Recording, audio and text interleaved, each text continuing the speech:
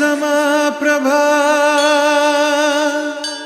निर्विघ्नं कुरु मे देवा सर्वकार्येषु सर्वदा। मैं एक वायरस हूँ। मेरा जन्म इंसान ने अपनी गलतियों और बुराइयों से किया है। मेरा शुभारंभ चीन के एक शहर हुबई प्रांत के शहर वुहान से हुआ, जिसकी दिनांक 30 जनवरी 2020 को भारत में पुष्टि हुई थी। मैं कोरोना वायरस महामारी के नाम से पहचाना गया था। मैंने पूरी दुनिया में अपनी पहचान बनाई और मनुष्य को अपनी गिरफ्त में लेकर मौत की नींद सोने को मजबूर किया। मेरे अंदर खांसी, तेज बुखार और फेफड़ों में फैलने वाली बीमारी के सभी लक्षण हैं। मैंने चीन से जन्म लिया और फिर पूरी दुनिया में अपना खौफ कायम किया। America, Brazil, Japan, England, Sri Lanka में मुझे अच्छी पहचान मिली, लेकिन जैसे ही मेरा आना भारत में हुआ, भारत सरकार ने मुझ पर कड़ी नजर रखी और भारत में आने से पहले ही भारत से बाहर निकालने की पूरी कोशिश जारी रही। भारत के सबसे ज्यादा जनसंख्या वाले क्षेत्र राज्य उत्तर प्रदेश में मेरा प्रवेश हुआ तो उत्तर प्रदेश की सरकार के सामने मेरी ताकत नाकामयाब होती गई।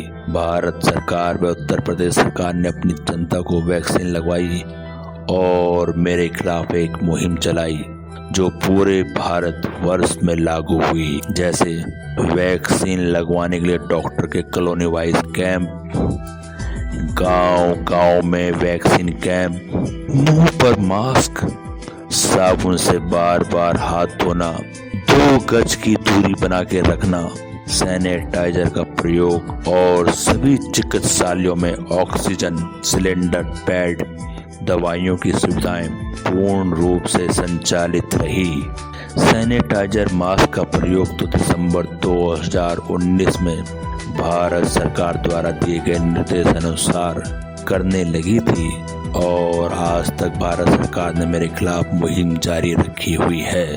मगर मैं आज भी पूरे भारत के साथ विश्व की जनता को बोल रहा हूँ, मेरी ताकत के सामने जरा भी लापरवाही की तो सीधा मौत के मुंह में जाओगे, क्योंकि मैं हूँ कोरोना वायरस। मुझसे बचना चाहते हो तो सावधानी बरतना जरूरी है, क्योंकि मैं फिर लौट के आऊंगा। यही सच है, यही सच है।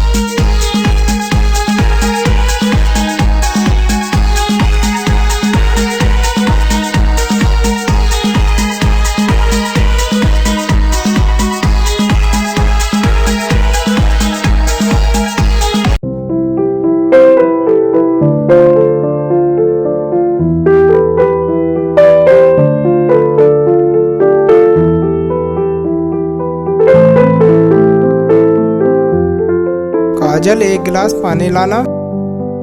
जी अभी लाई। पिछले 2 दिनों से देश के अनेक भागों में लॉकडाउन कर दिया गया है। प्रदेश को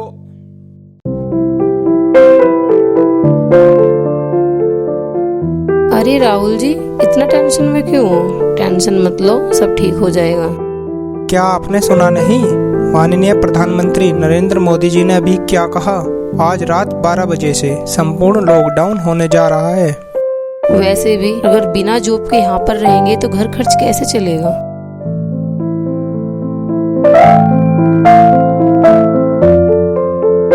ठीक है, तुम सही कह रही हो काजल, हमें गांव ही चलना चाहिए, क्योंकि मम्मी पापा की भी यही शिकायत है कि शादी के बाद तुम लोग तो बाहर के होकर रह गए हो। चलो ठीक है।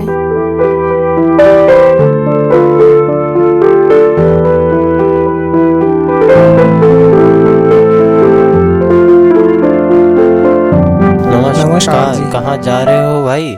बस भाई साहब, हम तो गांव जा रहे हैं। क्या बात हुई?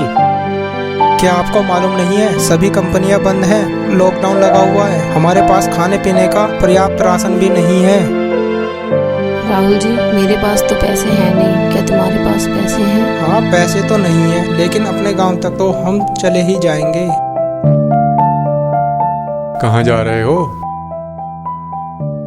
भाई साहब, हम तो गांव जा रहे हैं। कोई परेशानी है आपको? आपको तो मालूम ही है, लॉकडाउन हो रखा है, सभी कंपनियां बंद हैं और हमारे पास खाने पीने का पर्याप्त राशन नहीं है।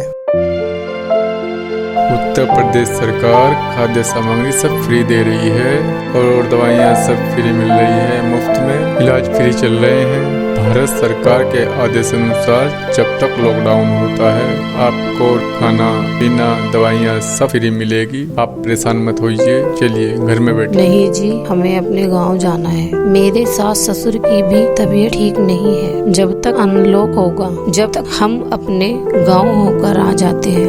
मैडम, कोई परेशानी है तो आप मुझे बताइए। नहीं नहीं, वैसे कोई जरूरत नहीं है, हमें गांव जाने के लिए साधन मिल जाए, आप कोई इसमें हमारी मदद कर दे तो अच्छा होगा। आप ये पैसे रखिए। नहीं नहीं भाई साहब, इनकी कोई जरूरत नहीं है। जब गांव से वापस आए तो आप मुझे लौटा देना।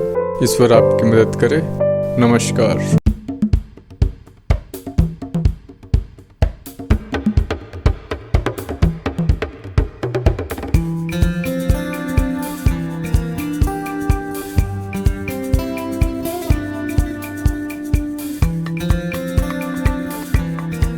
अरे कहाँ से आए हो तुम? कहाँ जाना है तुमको? साहब, हम अपने गांव जा रहे हैं। अरे तुम्हें पता नहीं लॉकडाउन हो रखा है? साहब, हम तो स्टेशन से गाड़ी पकड़कर घर चले जाएंगे। अभी यातायात के सभी साधन बंद हैं। जब तक सरकार के आदेश नहीं आते आप अपने घर जाइए। जाइए वापस।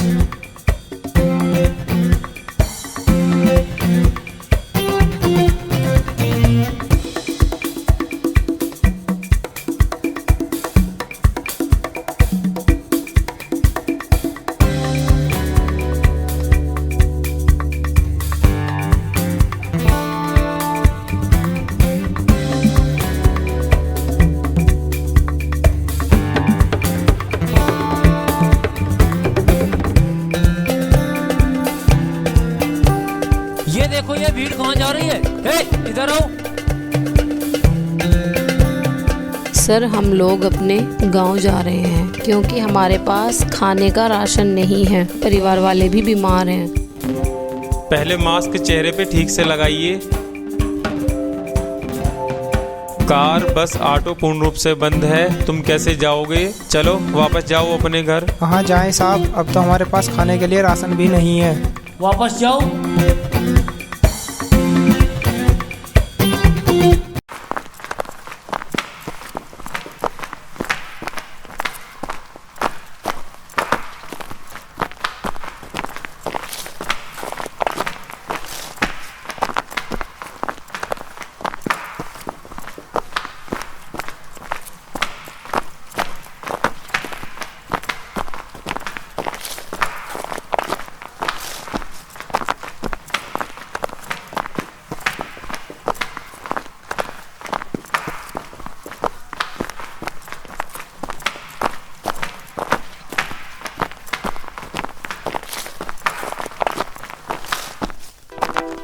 पता नहीं भाई, अब ये लॉकडाउन कब खत्म होगा।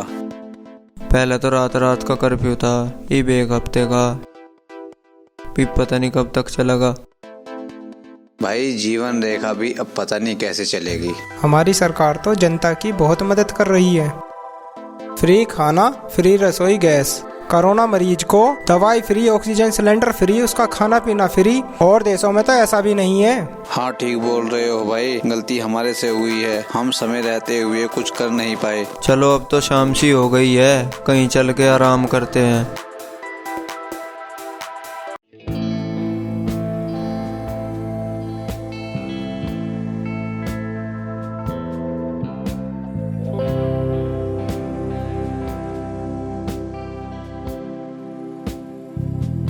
मोनू की मम्मी, नाश्ता लेकर आओ जल्दी, ऑफिस को लेट हो रहा हूँ। हाँ जी अभी आई। पापा। हाँ बेटा। एक चॉकलेट खानी है। नहीं मेरा बेटा, मैं जब रात को ऑफिस से आऊंगा तो आपके लिए चॉकलेट लेके आऊंगा पक्का। हर जिले, हर गांव, हर कस्बे, हर गली मोहल्ले को अपने घरों में ही बंद रहना कोरोना से बचने का, इसके अलावा कोई तरीका नहीं है, कोई रास्ता आप नहीं। इतना परेशान किस लिए हो? अभी आपने सुना नहीं, आज से लॉकडाउन हो गया है। इसमें टेंशन की क्या बात है? कुछ समय आप हमारे साथ बिता लोगे और मैं राखी को भी काम पे आने के लिए मना कर दूंगी। हाँ, राखी को तो मना करना ही पड़ेगा।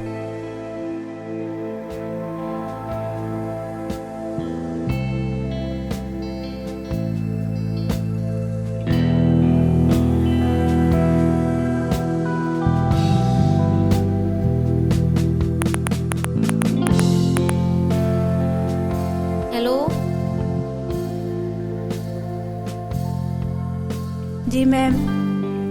हेलो राखी, कल से काम पे मत आना, लॉकडाउन लग गया है आज। तब तक हम लॉकडाउन में यहाँ क्या करेंगे?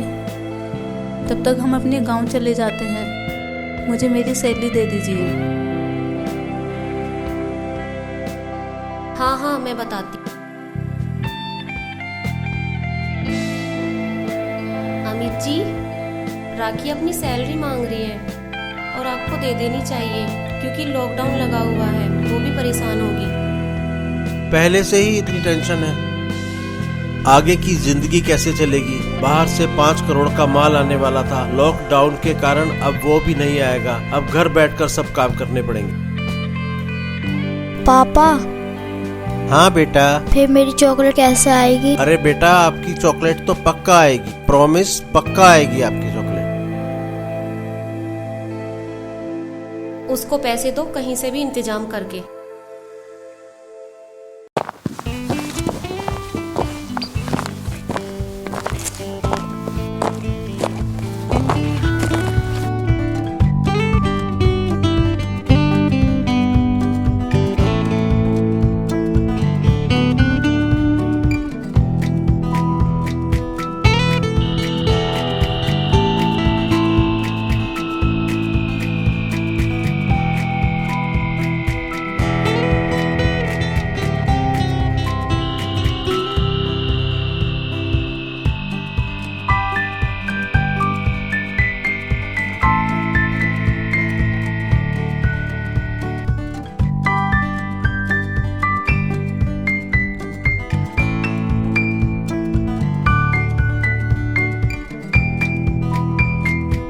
अरे सामान कहाँ गया? चलो मैं 112 पे फोन करता हूँ। सर मैंने 112 पे कॉल किया है। हेलो। हाँ पुलिस स्टेशन। सर हम 8-10 लोग गंग नहर के रास्ते अपने गांव जा रहे थे, यहाँ से हमारा सामान चोरी हो गया है। ठीक, आप लोग वहीं रुको, हम लोग अभी वहीं आते हैं। ओके। देख राहुल, हमारा सामान तो वो पड़ा है। भाई हम परेशान हैं, हमारा सामान दे दो। तेरा कौन सा सामान? सारी रात मेहनत मैं करूं, सामान तुझे दे दूं?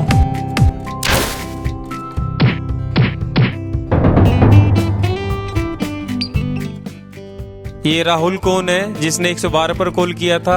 साहब मेरा नाम राहुल है, मैंने ही आपको फोन किया था। अरे तुम तो वही लोग हो जिन्हें हम 2 बार मना कर चुके हैं घर से बाहर नहीं निकलने का। लॉकडाउन लगा हुआ है। जी साहब, आपने मना किया था लेकिन हम क्या करते, हमारे पास पैसा, भोजन, कपड़ा, मकान का किराया तक नहीं था। हम अपने घर लौट रहे थे।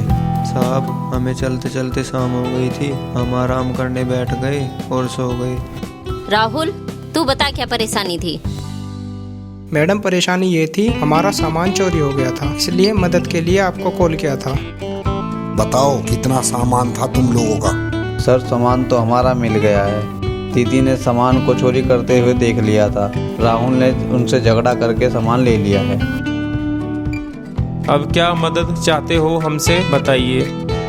सर हमने सुबह से कुछ खाया पिया नहीं, कुछ खाने पीने का इंतजाम कर दो। हमारी एक मदद और कर दीजिए। हाँ बोलिए, आप लोग और क्या मदद चाहते हो? साहब हमें हमारे गांव तक जाने के लिए कोई वाहन की व्यवस्था करा की बड़ी मेहरबानी होगी।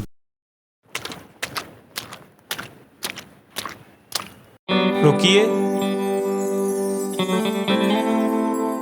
तुम लॉकडाउन में गाड़ी कैसे चला रहे हो? जी सर, मैं एक समाज सेवक हूँ।